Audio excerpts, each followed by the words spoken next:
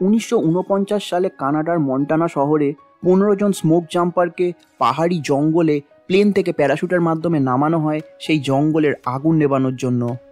বন্ধুরা, smoke jumper হলো special military force যাদেরকে জঙ্গলের আগুন নেভানোর জন্য প্রশিক্ষণ দেওয়া হয়ে থাকে। এই 15 জন স্মোক জাম্পারের দলের ক্যাপ্টেন ছিলেন ওয়াগনার ডজ। প্যারাশুট থেকে জঙ্গলের ভিতরে নামতেই ডজ এটা বুঝতে পেরেছিলেন যে আগুন অনেকটাই তাদের নিয়ন্ত্রণের বাইরে চলে গেছে। সেই সময় জঙ্গল এলাকায় একটা ঝোড়ো হাওয়ার কারণে আগুনের তেজ অনেক বেড়ে যায় এবং আয়ত্তের বাইরে চলে যায়। ডজের দলের তখন আগুন নেভানোর পরিবর্তে তাদের নিজেদের প্রাণ বাঁচানোই তাদের প্রধান উদ্দেশ্য হয়ে উঠেছিল। তারা নিজেদের প্রাণ বাঁচাবার জন্য নিরাপদ স্থানে পালাতে শুরু করেন।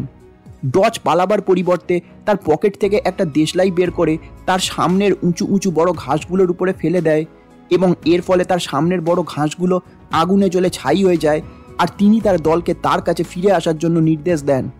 তার দলের সদস্যরা ব্যাপারটা বুঝতে পারে না এবং তারা এটা ভাবে যে ডজ বোধহয় পাগল হয়ে গেছে। তারা ডজের কথা না শুনে তারা পালাতে শুরু করে। বাস্তবে ডজ একটা বাঁচার কৌশল খুঁজে বের করেছিলেন। সে আসলে আগুনের দাবানলের দিকের একটা পরিবর্তন করতে চেয়েছিলেন আর তার পরিকল্পনা অনুযায়ী সেটা ঘটেও ছিল। আগুনের দাবানল তার মাথার উপর দিয়ে চলে যায়। সে তার রুমালে একটু জল ঢেলে সেটাকে মুখে বেঁধে নেয় এবং মাটিতে শুয়ে পড়ে এবং আগুনের দাবানল তার মাথার উপর দিয়ে বেরিয়ে যায়। অবশেষে এই 15 জনের সদস্যের দল থেকে কেবল 3 জন বেঁচেছিলেন এবং তাদের মধ্যে ডজ হলো একজন।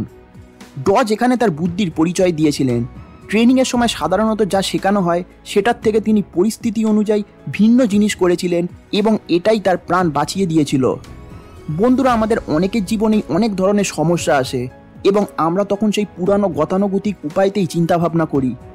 30 বছর আগে আমরা যেটা শিখেছিলাম এখন সেটা বাস্তবে ঠিকঠাক কাজ নাও করতে পারে। অতএব আমাদের জীবনে সফল হতে গেলে পরিস্থিতি অনুযায়ী আমাদেরকে চিন্তাভাবনা করতে হবে।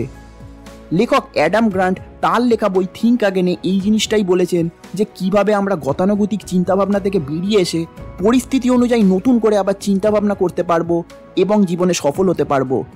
আজকের ভিডিওতে আমি এই বইয়ের মূল বিষয় নিয়ে আলোচনা করব। আপনাদের মূল্যবান সময় নষ্ট না করে আজকের ভিডিওটা শুরু করা যাক।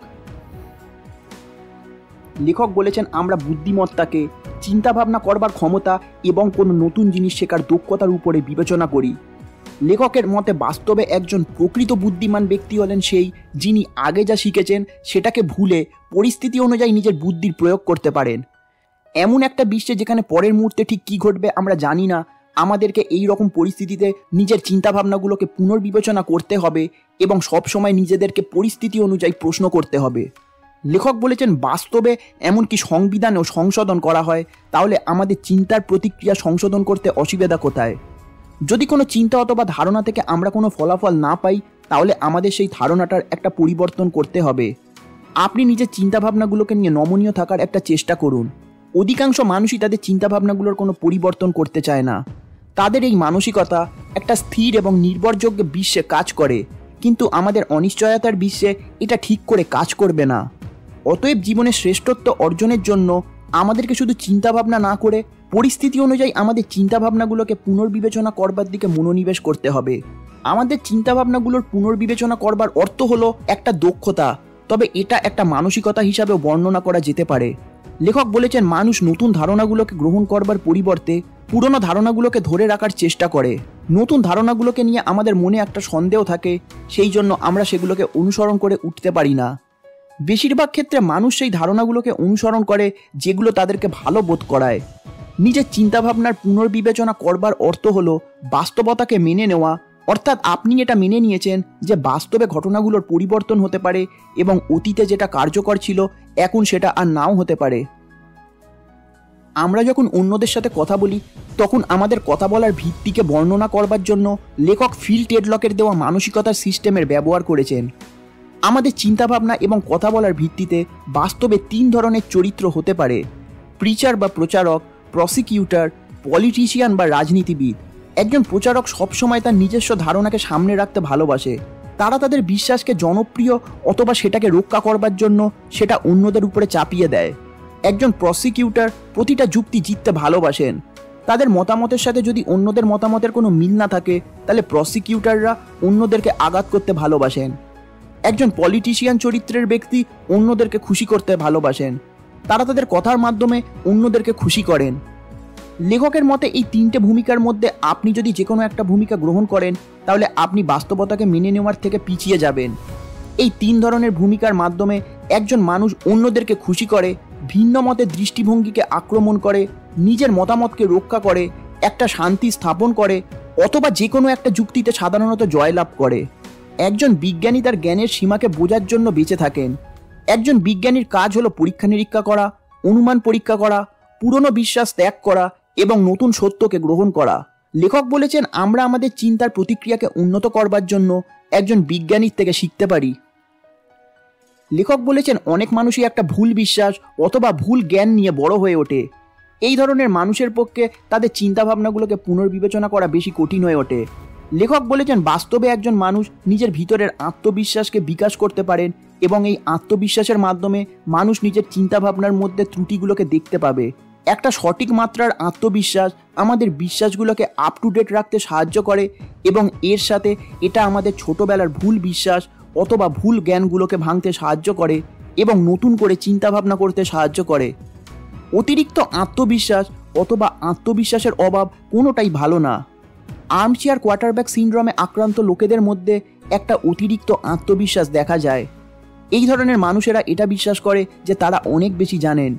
অন্যদিকে ইম্পোস্টার সিনড্রোমে আক্রান্ত মানুষের মধ্যে একটা আত্মবিশ্বাসের অভাব দেখা যায়। এই ধরনের মানুষের মধ্যে সফল হওয়ার দক্ষতা এবং যোগ্যতা থাকার সত্ত্বেও তারা নিজেদের উপরে একটা সন্দেহ করে। তারা এটা মনে করে যে তারা অন্য কারো একটা জায়গা নিয়ে নিচ্ছে এবং এই জিনিসটাই তাদের সফলতার পথে একটা বড় বাধা হয়ে দাঁড়ায়। লেখক কিছু সংখ্যক মানুষকে নিয়ে একটা সমীক্ষা করেছিলেন। এই সমীক্ষায় অংশগ্রহণকারীদেরকে এটা বলা হয়েছিল যে অন্য লোকেদের তুলনায় তাদের নিজেদের জ্ঞানকে মূল্যায়ন করতে হবে। তাদেরকে একটা পরীক্ষাও দিতে বলা হয়েছিল যেটা তাদের জ্ঞানের স্তরকে বাস্তবে মূল্যায়ন করবে। এই সমীক্ষায় এটা দেখা গেছিল যে যারা তাদের জ্ঞানকে অন্যদের তুলনায় বেশি বলে মনে করেছিলেন তারা উল্লেখযোগ্যভাবে নিজেদেরকে অতিরিক্ত বেশি মূল্যায়ন করেছিলেন। বাস্তবে তাদের অতিরিক্ত আত্মবিশ্বাস তাদের শেখার পথে এবং দৃষ্টিভঙ্গিতে পরিবর্তন করবার পথে একটা বাধা হয়ে দাঁড়ায় এবং শেষ পর্যন্ত এই জিনিসটাই তাদের মধ্যে একটা অহংকারের জন্ম দেয়। লেখক বলেছেন অতিরিক্ত আত্মবিশ্বাসের ফলে মানুষ নিজের ত্রুটিগুলোকে দেখতে পায় না। তিনি বলেছেন একজন মানুষকে বিনয়ী হওয়া শিখতে হবে। একজন মানুষ যদি বিনয়ী হতে পারেন তাহলে সে নিজের ত্রুটিগুলোকে চিহ্নিত করতে পারবে এবং সেগুলোর উপরে কাজ করে সেটার পরিবর্তন করতে পারবে। মানুষ নিজের ভুলগুলোকে দেখতে পছন্দ করে না। যখন কেউ আমাদের বিশ্বাস অথবা আমাদের চিন্তাধারার মধ্যে আমাদের ভুলগুলোকে চিহ্নিত করে তখন আমরা অনেকেই রেগে যাই। আমরা অন্যদের ভুলগুলোকে খুব সহজেই দেখতে পাই, কিন্তু আমরা নিজেদের ভুলগুলোকে দেখতে পাই না। আমরা আমাদের বিশ্বাসগুলোকে নির্ভীকভাবে রক্ষা করি। মনোবিজ্ঞানীদের মতে মানুষ নিজের অহংকারের কারণে নিজের দৃষ্টিভঙ্গির পরিবর্তন করতে চায় না। সময়ের সাথে সাথে আমাদের বিশ্বাসগুলো এত দৃঢ় হয়ে ওঠে যে আমরা সেগুলোর পরিবর্তন করতে চাই না। লেখক বলেছেন মানুষের বিশ্বাসগুলো দৃঢ় হওয়ার পিছনে প্রধানত দুটো জিনিস কাজ করে। প্রথমটা হলো আমরা আমাদের অতীতকে ভুলতে পারি না। আমাদেরকে আমাদের পূর্ব সংস্করণ থেকে বেরিয়ে এসে নিজেদের পরিবর্তন করতে হবে এবং নিজের একটা নতুন সংস্করণ গড়ে তুলতে হবে। আমরা যদি এই রকম করতে পারি তাহলে আমরা জীবনে হতাশাকে এড়াতে পারবো। আমরা আমাদের জীবনে কোন দিকে এগিয়ে যাচ্ছি সেটা আমরা স্পষ্টভাবে দেখতে পাবো এবং এটা আমাদের ভিতরে আরও বেশি আনন্দ এনে দেবে।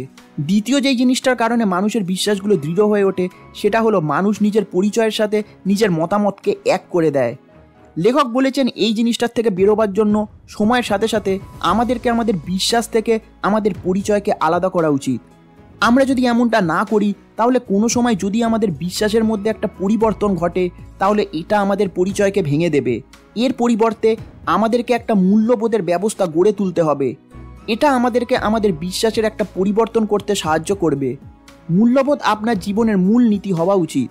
আপনি যদি এই নীতিকে চিহ্নিত করতে পারেন আপনি তাহলে সেগুলোকে অর্জন করবার জন্য উপায় খুঁজে বের করতে পারবেন।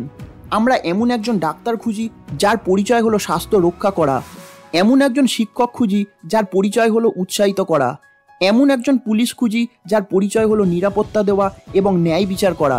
বাস্তবে একজন মানুষ যখন তাদের মতামতের পরিবর্তে মূল্যবোধের মাধ্যমে নিজেদেরকে সংজ্ঞায়িত করে তখন তারা নিজেদেরকে সংশোধন করতে পারে।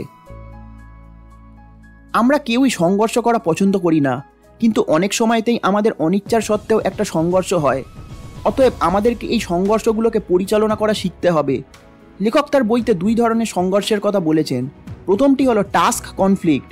এই ধরনের সংঘর্ষগুলো তখনই ঘটে যখন একটা নির্দিষ্ট দলের সদস্য এটা সিদ্ধান্ত নেয় যে এটা কার সমস্যা, কার মোকাবেলা করা উচিত, কি করা উচিত এবং কিভাবে করা উচিত ইত্যাদি। দ্বিতীয় হলো রিলেশনশিপ কনফ্লিক্টস। এই ধরনের সংঘর্ষগুলো মানুষের মধ্যে ঘটে। বাস্তবে এই সংঘর্ষগুলো হলো ক্ষতিকারক, কারণ এটা একটা সম্পর্ককে নেতিবাচকভাবে প্রভাবিত করে। যদি একটা তর্কে একজন মানুষ অন্য আরেকজনের প্রতি সম্মান দেখায়, তাহলে সেটা একটা উচ্চতর সহানুভূতি এবং সহযোগিতার সাথে শেষ হতে পারে। আমাদের সমাজ কোনো সংঘর্ষ এড়ানোকে একটা ইতিবাচক বৈশিষ্ট্য হিসাবে বিবেচনা করে। লেখক এই মতের সাথে এক নন। তিনি মনে করেন যেই ব্যক্তি আমাদের মতামতের সাথে মতানৈক্য দেখাতে ভয় পায় না, তারা আমাদের জীবনে এগিয়ে যেতে সাহায্য করে। তারা আমাদের ক্ষমতার মূল্যায়ন করতে এবং জীবনে এগিয়ে যেতে সাহায্য করে।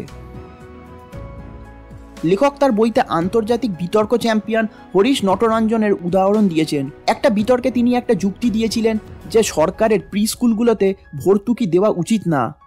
শুরুতে প্রায় সবাই এটার পক্ষে ছিলেন যে সরকারের ভর্তুকি দেওয়া উচিত, কিন্তু আস্তে আস্তে সবাই নটরঞ্জনের মতের সাথে এক হয়ে যায়। দর্শকদের এটা বোঝানোর জন্য নটরঞ্জন 3টে কৌশলের ব্যবহার করেছিলেন। সেটা হলো common understanding, non judgmental questions এবং ফ্লেক্সিবল থিঙ্কিং। লেখক এই কৌশলগুলোকে সহযোগিতা পদ্ধতি হিসাবে বর্ণনা করেছেন। নটরঞ্জন নম্রতা এবং কৌতূহল ব্যবহারের মাধ্যমে শ্রোতাদেরকে বিজ্ঞানীদের মতো চিন্তা করতে পরিচালিত করেছিলেন।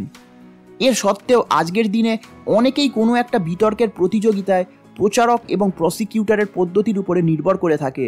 অন্যদেরকে তাদের বিশ্বাসের একটা পুনর্বিবেচনা করবার জন্য আপনি অপ্রতিরোধ্য যুক্তিগুলোকে এড়িয়ে চলুন। আপনি সঠিক হলেও অন্য পক্ষ একটা তিক্ততা বোধ করবে। একটা কার্যকর পদ্ধতি হলো সাধারণ ভিত্তি খুঁজে পাওয়া এবং প্রশ্ন জিজ্ঞেস করে কৌতূহল প্রকাশ করা। এই প্রশ্নগুলো অন্য একজনকে তার নিজের সিদ্ধান্ত নিতে সাহায্য করবে। বন্ধুরা, আজকের ভিডিওটা আমি এখানেই শেষ করছি। আপনারা যদি এই বইটা ডিটেলসে পড়তে চান, তাহলে নিচে দেওয়া লিঙ্ক থেকে আপনারা এই বইটা কিনতে পারেন। আশা করি ভিডিওটা আপনাদের ভালো লেগেছে। যদি ভালো লেগে থাকে তাহলে ভিডিওটিকে লাইক করে দিন এবং চ্যানেলটিকে সাপোর্ট করবার জন্য সাবস্ক্রাইব করে দিন। ধন্যবাদ।